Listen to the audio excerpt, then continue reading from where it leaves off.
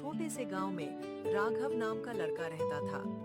उसका घर कच्चा था और जीवन की परिस्थितियां कठिन थीं। वो अपनी माँ कुसुम, पिता बलदेव के साथ रहता था और वह खुद एक छोटे से खेत में काम करता था। खेती से जो आय होती थी, वो मुश्किल से उस आमदनी से घर का खर्चा चला पाता था। एक दिन राघव ने अपनी फसल को बेचने के लिए गांव के साहूकार के पास ले जाने का फैसला किया। ये गेहूं की फसल है, क्या आप इसे उचित कीमत पर खरीद सकते हैं? तुमसे क्या कहूँ राघव, फसल तो अच्छी है, लेकिन कीमत वही होगी जो मैं तय करूँ। इस समय बाजार में कीमत कम है, तुम्हें जो देना है वो मैं ही तय करूँगा। भैया, क्या हम किसानों को कभी अपनी मेहनत का सही मूल्य नहीं मिलेगा? तुम जैसे छोटे किसानों के लिए यही है। अगर ज्यादा चाहिए तो किसी और के पास जाओ। ये तो गलत है। हम बिचौलियों से बच सकें तो हमारी स्थिति बदल सकती है। मुझे कुछ करना होगा, लेकिन कैसे? हर सुबह राघव सूर्योदय से पहले उठता और अपने पिता बलदेव के साथ खेतों में काम करने निकल जाता। हमेशा उसके मन में यही ख्याल रहता, अगर मेरे पास पैसे होते तो क्या मैं अपने सपने को साकार कर पाता? बिल्कुल बेटा, मेहनत और धैर्य से ही सफलता मिलती है। तुम्हारे पास सपने हो सकते हैं, लेकिन उन्हें साकार करने के लिए पूरी ताकत से कोशिश करनी होगी। माँ, हम गरीब हैं, लेकिन मेहनत से ही तो कुछ हासिल किया जा सकता है। मैं कुछ बड़ा करना चाहता हूँ जिससे हमारी जिंदगी बदल सके। एक दिन राघव को पता चलता है कि शहर में एक बड़ा बिजनेस प्रतियोगिता होने वाला है, जिसमें विजेता को एक बड़ा पुरस्कार मिलेगा। उसे लगा यह उसकी जिंदगी बदलने का मौका हो सकता है। पिताजी, शहर में एक बिजनेस प्रतियोगिता हो रही है। अगर मैं इसमें भाग लूं और जीत गया तो मेरा सपना पूरा हो सकता है।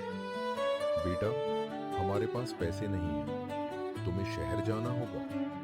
पिताजी, मुझे यकीन है कि अगर मुझे मौका मिला तो मैं कुछ बड़ा कर सकता हूँ। हम तुम्हारे साथ हैं। मेहनत से कोई भी मंजिल दूर नहीं होती। राघव शहर पहुंचा तो वो थोड़ा घबराया हुआ था। वहां की भीड़ और व्यापारियों के बीच उसे अपनी जगह बनानी थी, लेकिन उसके मन में अपने गांव और परिवार की उम्मीदें थीं। ये उसे हर कदम पर प्रेरित करती। यहाँ सब कुछ नया है, लेकिन मुझे डरने की कोई बात नहीं है। मैं जो भी करूँगा वो मेरे और मेरे गांव के लिए होगा। राघव ने प्रतियोगिता के लिए अपनी योजना बनाई, जो सरल लेकिन गहरी सोच पर आधारित थी। उसका सपना था कि किसान अपनी उपज को सीधे बाजार में बेच सके, बिचौलियों को हटाकर उन्हें उनके सही दाम मिले। अगर मैं किसानों को बिचौलियों से मुक्त कर सकूं, तो उनके पास सही दाम होंगे। ये बदलाव न सिर्फ उनके लिए बल्कि पूरे देश के लिए हो सकता है। राघव की मेहनत रंग लाई और उसे एक दिन बड़े बिजनेस मेंटर श्री अरविंद से मिलने का मौका मिला।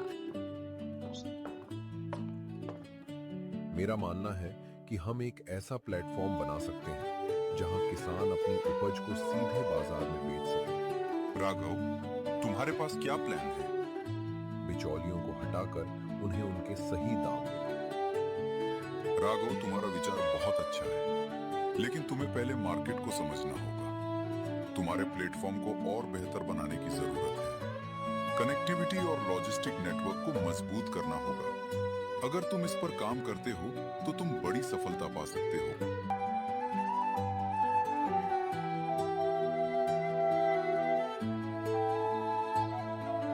अब बारी थी राघव को अपने आइडिया को बिजनेस कंपटीशन में सबके सामने रखने की।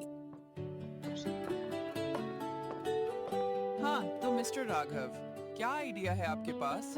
आप समाज को किस तरह से आगे बढ़ाना चाहते हैं? अगर मैं किसानों को बिचौलियों से मुक्त कर दूं, तो उनको उनके फसल के सही दाम मिल सकेंगे। ये बदलाव न सिर्फ उनके लिए बल्कि पूरे देश के लिए हो सकता है। मेरा मानना है कि हम एक ऐसा प्लेटफॉर्म बना सकते हैं जहां किसान अपनी उपज सीधे बाजार में बेच सके, बिचौलियों को हटाकर उन्हें उनके सही दाम मिल सके।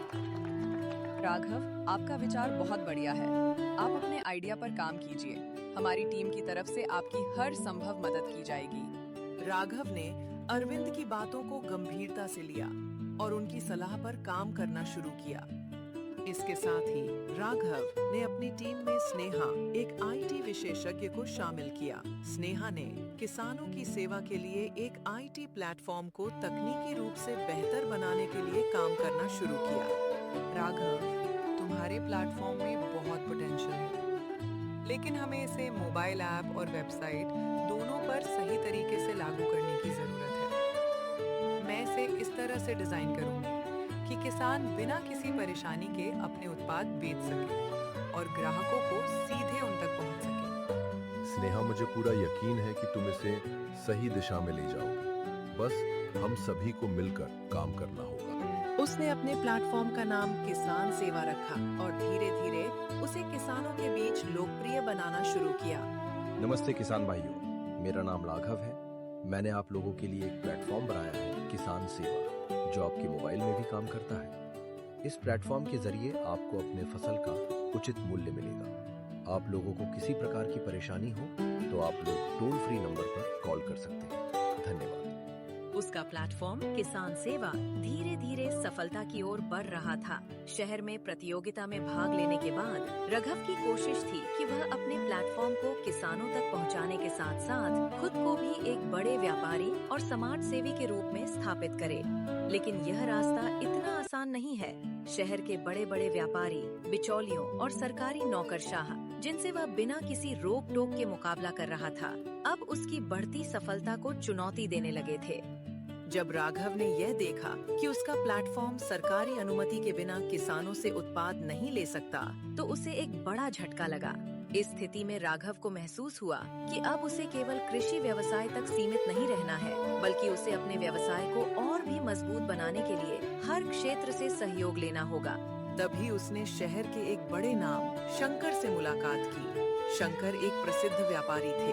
राघव, तुम्हारा विचार तो बहुत अच्छा है, लेकिन तुम्हें यह समझना होगा कि तुम कृषि के क्षेत्र में न केवल संघर्ष कर रहे हो, बल्कि एक पूरी व्यवस्था के खिलाफ जा रहे हो। सरकार और बड़े व्यापारी किसी भी रूप में तुम्हारा रास्ता रोकने की पूरी कोशिश करेंगे। तुम्हें इसके लिए एक ठोस योजना बनानी होगी। मैं जानता हूँ शंकर, लेकिन अगर हम किसानों को उनकी फसल का सही मूल्य दिला सके तो कोई भी हमें रोक नहीं सकता। मैं चाहता हूँ कि आप मेरी मदद करें ताकि हम एक मजबूत नेटवर्क तैयार कर सकें, जिससे हमारे प्लेटफॉर्म को और ज्यादा लोग अपनाएं। ठीक है, मैं तुम्हारे साथ हूँ। तुम्हारे पास जो जोश है वो मुझे बहुत प्रेरित करता है। हम दोनों मिलकर इस काम को और बेहतर बना सकते हैं। शंकर ने राघव को अपने व्यापारिक नेटवर्क और पूंजी से मदद देने का वादा किया। वह मानते थे कि अगर यह योजना सफल होती है तो यह न केवल किसानों के लिए बल्कि देश के लिए भी एक सकारात्मक बदलाव हो सकता है। अब राघव के पास केवल अच्छे विचार ही नहीं, बल्कि समर्थन देने वाला एक समृद्ध व्यापारी भी था। जैसे ही राघव का प्लेटफॉर्म बढ़ने लगा, वैसे वैसे उसे नए विरोधों का सामना करना पड़ा। शहर के कुछ बड़े व्यापारी, जिनका व्यापार बिचौलियों पर आधारित था, उनका कहना था कि यह प्लेटफॉर्म व्यापार के पारंपरिक तरीकों को खत्म कर देगा। राघव, तुमने जिस प्लेटफॉर्म की शुरुआत की है वो हमारे पूरे व्यापार को खत्म कर देगा। अगर तुमने इसे बंद नहीं किया तो हम तुम्हारे खिलाफ कानूनी कदम उठाएंगे। मैं सिर्फ किसानों के हक के लिए लड़ रहा हूँ। अगर आप अपनी तरफ से कुछ बेहतर नहीं कर रहे हैं तो इसे बदलने का मेरा अधिकार है। मैं किसानों को उनके सही मूल्य दिलाऊंगा, चाहे इसके लिए मुझे कोई भी कदम क्यों ना उठाना पड़े।